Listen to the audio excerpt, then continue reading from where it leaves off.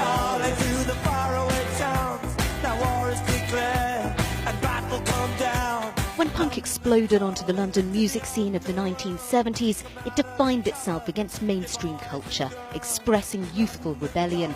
But 4 decades on, those rockers now aren't so young, and punk isn't so anti-establishment. In fact, it's now getting its own major festival, backed by big cultural institutions, to mark its 40th birthday. This movement was completely born in London. So if you think really about the Sex Pistols, they were one of the very first bands. Their group of people that followed them from Bromley. They lived in Denmark Street, Tin Pan Alley. Their very first gig was at Central St Martin's. Somebody pulled the plug after about 10 minutes, but it was still the first gig. This photographic exhibition in Pimlico is the first in a year-long programme of events celebrating the genre's connection with the capital. In a way, also what punk did, it put London right back in the centre of the music scene.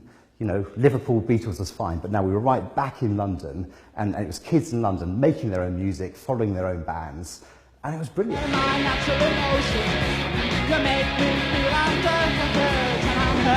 Along with bands like The Clash and the Sex Pistols, the Buzzcocks were part of that scene.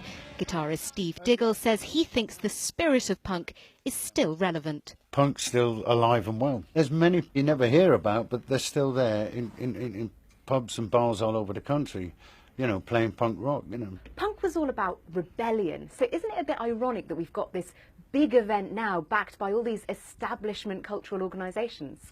Yes, it is ironic, but the world's full of ironies, you know. I mean, people remember the First World War and the Second World War. This is remembering the punk rock wars, you know, when it pulled the carpet from under the record company's feet and had the music business in disarray, you know. Punk is now a part of history, but also an attitude that lives on. Ruth Zorko, ITV News.